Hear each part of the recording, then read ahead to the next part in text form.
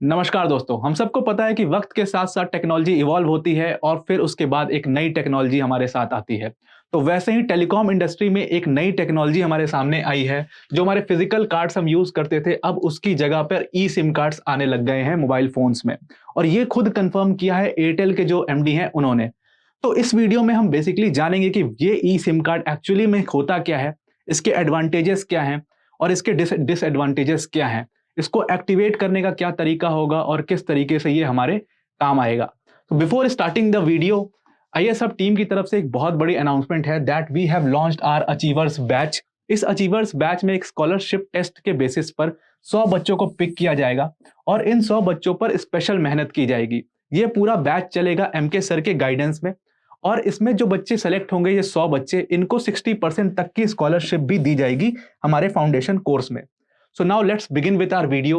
अगर हम समझने की कोशिश करें कि बेसिकली ये ई सिम कार्ड है क्या, तो देखो ये ऑल्टरनेटिव है हमारे जो फिजिकल सिम कार्ड अभी तक हम यूज करते थे, जो जियो का या एयरटेल का हम सिम कार्ड अभी तक अपने मोबाइल फोन्स में यूज करते थे, उसकी जगह पर अब क्या है कि ये ई सिम कार्ड है। एज द नेम सजेस्ट, ई का मतलब है एम्बेडेड सिम कार्ड। इसका मतलब क्या हुआ, ऐसा आप गलत मत समझना, इसका मतलब कि आपको एक्टिवेटेड फोन में सिम कार्ड मिलेगा, ऐसा कुछ नहीं है। बस इसका फर्क ये होगा कि जो हमें सिम कार्ड को निकालने लगाने की जो झंझट रहती थी वो अब खत्म हो गई है। ये सिम कार्ड्स क्या होंगे कि ये आपके जो फोन का मदरबोर्ड है उसी पर लगे हुए ही मिलेंगे आपको हम पहले से, और फिर आप उसको जो एक्टिवेशन का प्रोसेस है वो करके आप यूज कर सकते हो।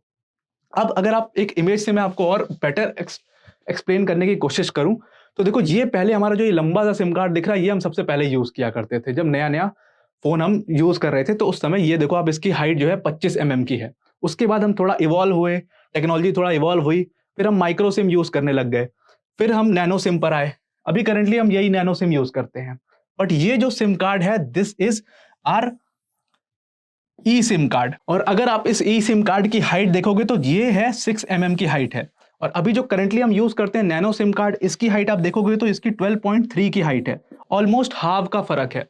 अब इससे क्या होगा, इसके फायदे अगर आप समझोगे कि इस ई सिम कार्ड के फायदे क्या हैं, तो इसकी सबसे बड़ा फायदा यही है कि ये बहुत छोटा है। अब देखो, अगर आप इमेज से देखो, ये ई सिम कार्ड आपके मदरबोर्ड पे आपको लगा हुआ मिलेगा। अब जब ये फोन के मदरबोर्ड पर ऑलरेडी लगा हुआ मिलेगा, तो जो ये सिम की अलग से एक जगह होती थी फोन के इंटीरियर में, वो जगह बच जाएगी।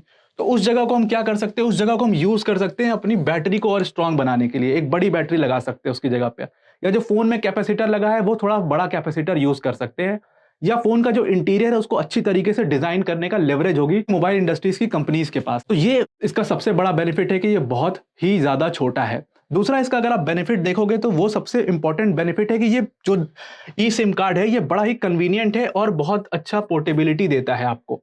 सपोज फॉर एग्जाम्पल अगर हम लेते हैं, हमारे पास डिजिटल वॉचेस होती थी। डिजिटल वॉच को हम क्या करते थे, अपने फोन से कनेक्ट करते थे, ब्लूटूथ से जरिए कनेक्ट करते थे, या किसी भी वाईफाई के जरिए कनेक्ट करते थे, या कोई भी वायरलेस सिस्टम के जरिए हम अपने फोन को अपने डिजिटल वॉच से कनेक्ट करते थे। बट उसके लिए आपको एक निश्चित दूरी में रहना होता था, तभी वो कनेक्शन रहता था, अदरवाइज कनेक्शन टूट जाएगा अगर आप ज्यादा दूर चले गए तो। बट अभी ई सिम कार्ड से क्या होगा कि ये बेसिकली क्या है, ये आपका जो फिजिकल सिम कार्ड था उसका एक डिजिटल कॉपी है।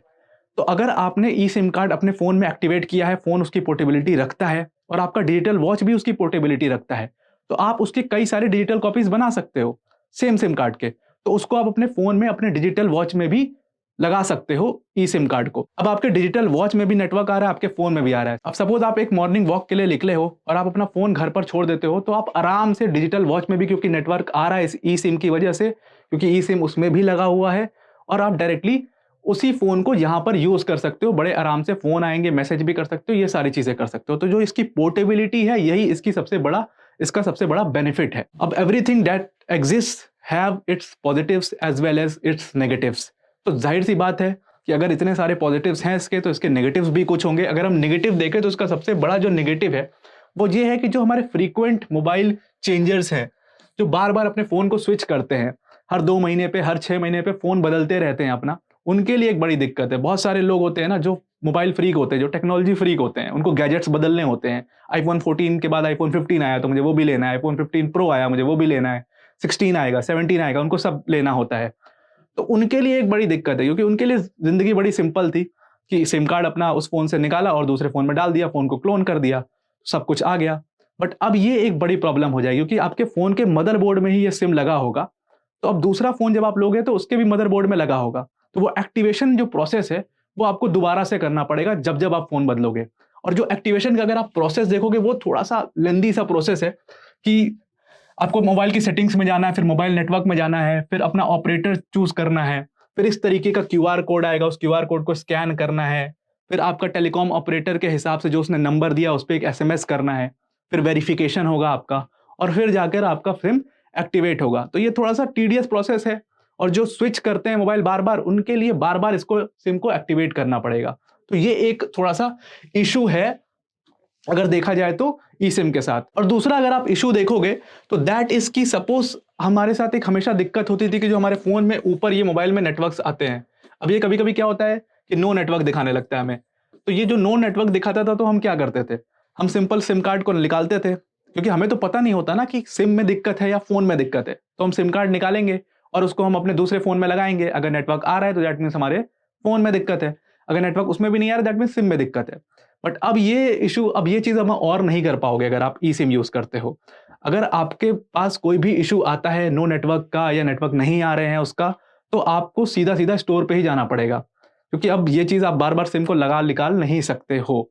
बट इस ई सिम के बेनिफिट जो हैं, वो डिमेरिट से ज़्यादा हैं। बेनिफिट्स और क्या हो सकते हैं सपोज़ इस सिम के अगर आप देखा जाए तो? एक तो आपके फ़ोन हमेशा देखा होगा कि बहुत ज़्यादा चोरी होते हैं। ये थेफ्ट का सबसे बड़ा इश्यू रहता है फ़ोन के साथ। तो सबसे पहले कोई जो चोर होता है वो फ़ोन चोरी करता है, वो क्या करता है? वो सिम कार्ड को निकाल कर के फेंक देता है। बट अब ये इश्यू और नहीं होगा, क्योंकि उसके लिए सिम कार्ड निकालना बहुत मुश्किल होगा। ज़्यादा से ज़्यादा वो ऑफ कर सकता है, बट फिर भी आपका सिम ट्रेस हो सकता है। तो वो एक इश्यू रहेगा हमेशा उस चोर के साथ। तो वो हमेशा कभी भी ट्रेस किया जा सकता है। जब भी वो फ़ोन को ऑन करेगा, अरे कभी तो ऑन करेगा। डिसमेंटल करने के लिए भी तो ऑन करेगा कभी तो उस फ़ोन को। तो वो हमेशा पकड़ने जाने की उसकी चांसेस थोड़ा-सा बढ़ जाएँगे। दूसरा इसका और बेनिफिट क्या हो सकता है? देखो हम फ़ोन में क्या करते थे कि हम सिम कार्ड का स्लॉट लगाते थे। उस स्लॉट के लिए एक अलग से जगह बनी होती थी और उसके साइड-साइड से थोड़ी-थोड़ी स्पेस बचती थी, जिससे कभी-कभी जो वाटर रेजिस्टेंट फ़ोन होते थे, उनमें भी पानी घुस जाता है। बट अब क्या, अब वो स्लॉट देने की ज़रूरत ही नहीं पड़ेगी। आपका फ़ोन पूरा पैक्ड होगा साइड से। तो जब वो साइड से पूरा पैक्ड होगा तो फ़ोन आपका बेटर वाटर रेजिस्टेंट होगा। तो ये भी एक इसका बेनिफिट है। और डिमेरिट्स तो देखो हर चीज़, हर जो नई टेक्नोलॉजी होती है वो डिमेरिट होती ही है, क्योंकि उसको एक्सेप्ट करने में लोगों को थोड़ी-सी प्रॉब्लम होती है। अब देखो जैसे नए-नए मोबाइल फ़ोन्स जब हमारे हाथ में आए थे, तो एक तो मोबाइल फ़ोन बनाने वाली कंपनियाँ बहुत कम थी। उसके बाद टेलीकॉम ऑपरेटर अगर आप देखो तो गिने-चुना एक बीएसएनएल हुआ करता था या 1-2 और हुआ करते थे। टेलीकॉम ऑपरेटर्स भी उतने सारे नहीं थे हमारे पास। नेटवर्क उतना स्ट्रॉन्ग नहीं होता था। नेटवर्क 2G से 3G आया, 3G से 4G आया और फिर अब 5G पे आ गए हम। तो वैसे ही जब अगर ई सिम की टेक्नोलॉजी आई है तो ये भी धीरे-धीरे अब इवॉल्व करेगी खुद को। अभी स्टार्टिंग में थोड़ी-सी इश्यू होगी कि कितनी कंपनियाँ इसको एक्सेप्ट कर रही हैं, कितने टेलीकॉम ऑपरेटर्स ई सिम की सुविधा आपको देंगे। जो आप फ़ोन यूज़ कर रहे हो करंटली, क्या वो ई सिम की सुविधा देगा, नहीं देगा? कितनी कंपनीज़ जो आगे मोबाइल फ़ोन्स बनाएँगी वो ई सिम की सुविधा देंगी। तो ये सब चीज़ें डिपेंड करती है, बट विथ टाइम धीरे-धीरे हम उस चीज़ को एक्सेप्ट कर लेते हैं, क्योंकि हमें वो चीज़ समझ आ जाती है और उस चीज़ से हमें कई सारी बेनिफिट्स भी मिल जाते हैं। So that's all for today's video. Thank you and have a nice day.